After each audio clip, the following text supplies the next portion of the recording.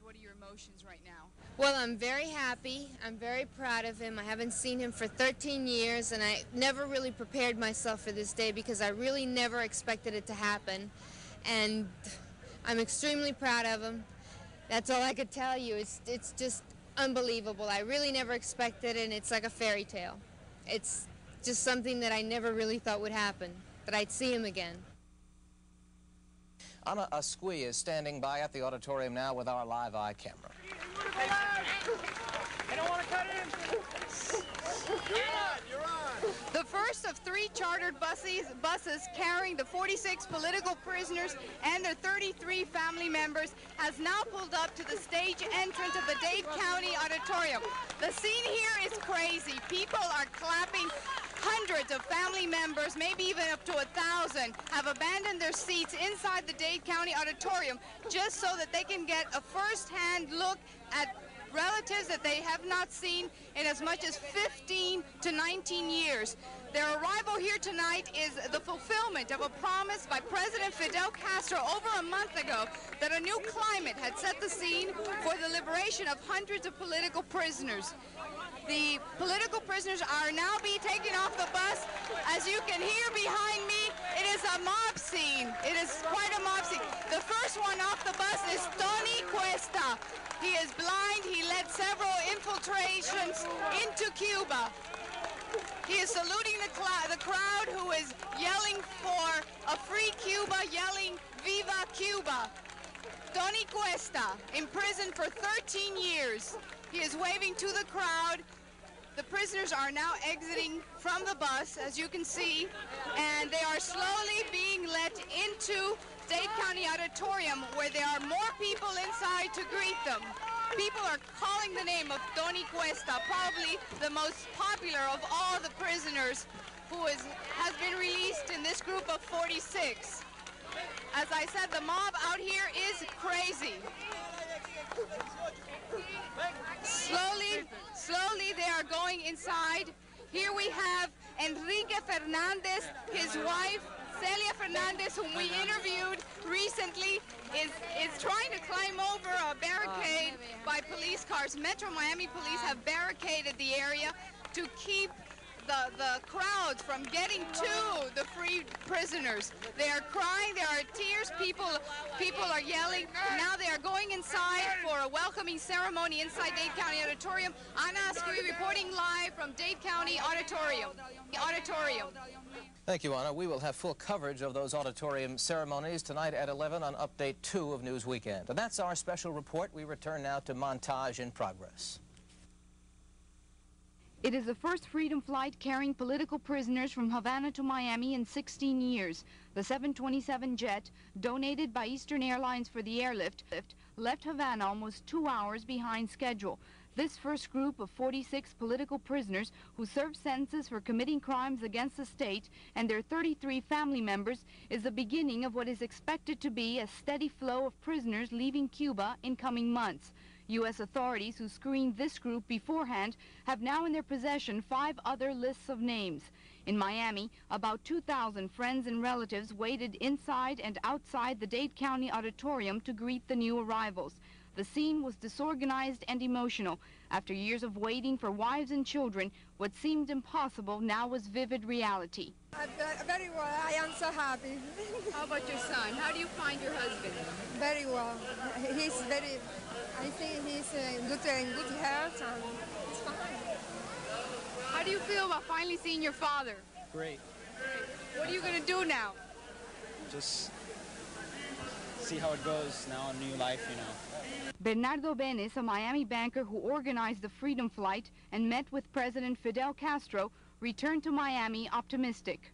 The essence is that I'm convinced that this is a program that they are serious about and that thousands of political prisoners are coming out and thousands of Cuban families are going to be reunited. Did Castro in fact tell you that? Yeah, definitely.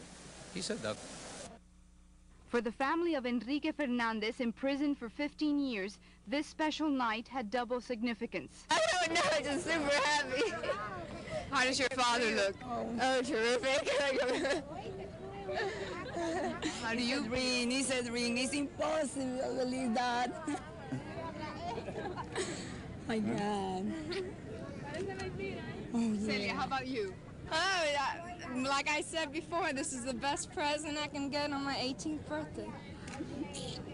For the Fernandez family, today is a dream come true. Reunions like this one will become commonplace in the very near future for very many other families. Ana Ascui, Channel 4 News, Dade County Auditorium. Behind me is Combinado del Este, one of Cuba's largest political prisons.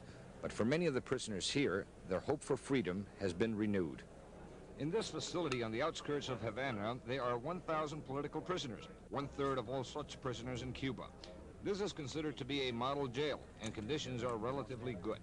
Many of these men have consistently spoken out against the Cuban government, even though some of them have been in jail since 1959. Recently, some have written letters to President Fidel Castro and to the Miami Exiled Community, asking its members to support the dialogue between them and the Cuban government, even though they say they oppose the government here. Today, they met with Miami banker Bernardo Benes, an American newsman. This was the first time a prison here has been open to any media, let alone a Cuban exile, even though we were not allowed inside the prison cell. Benes said every effort is being made to free them. The prisoners, except for the old ones, are remarkably well fit. They say that in the past this was not the case. Some strongly deny they have been brainwashed, while maintaining that in the last year, the Castro government has treated them better and has indicated it wants to solve the political prisoner problem once and for all. The prisoners also feel they are winning their long ideological battle. The freedom of the political prisoner is a fundamental aspect which cannot be overlooked at this moment. I think that other considerations should be left to second positions. What do you think the Castro government has decided suddenly to go into this dialogue and to be in the willingness to release a number of political prisoners?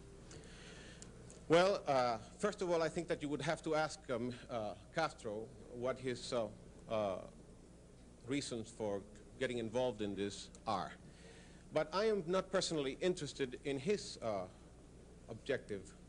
I am only interested in our objective. And our objective is the liberty, the total liberty of all political prisoners and the reunification of the family.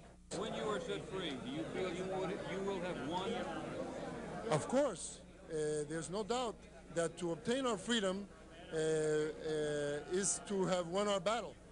The battle of all those who have maintained this position during so many years. And one of our main interests precisely is the liberty of those who do not understand our position being in prison. It seems certain that after today's release of political prisoners, more like these men will follow. To emphasize the importance of that, the Miami delegation led by Bernardo Benes met with Castro this afternoon to ask him to consider strongly the release of those in jail for their beliefs and to let them and their families leave Cuba. Castro gave no firm answer, but it seems clear that more prisoners will be released. The only question is when. Gustavo Godoy, Channel 4 News, Havana, Cuba.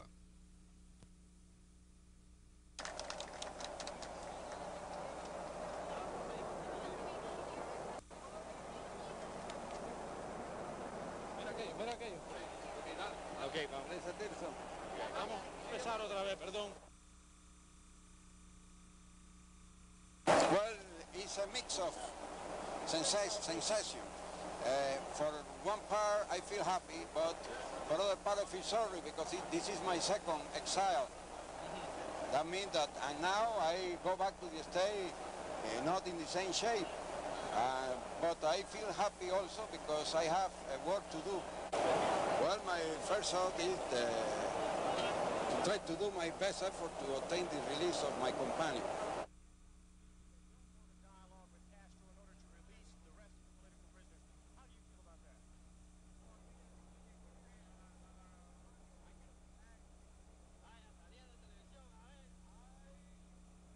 The facts principle are to try to liberate most of the political prisoners left behind, our companions, and join them with their family in the U.S. That's our basic work, and I really think it's our duty and our obligation human obligation we have with them that are left behind.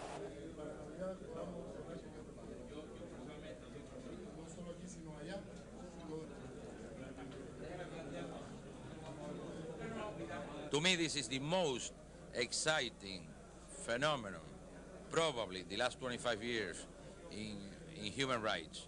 And I feel flabbergasted, and I don't know if your cameraman is being able to take me because I am 50 feet tall today.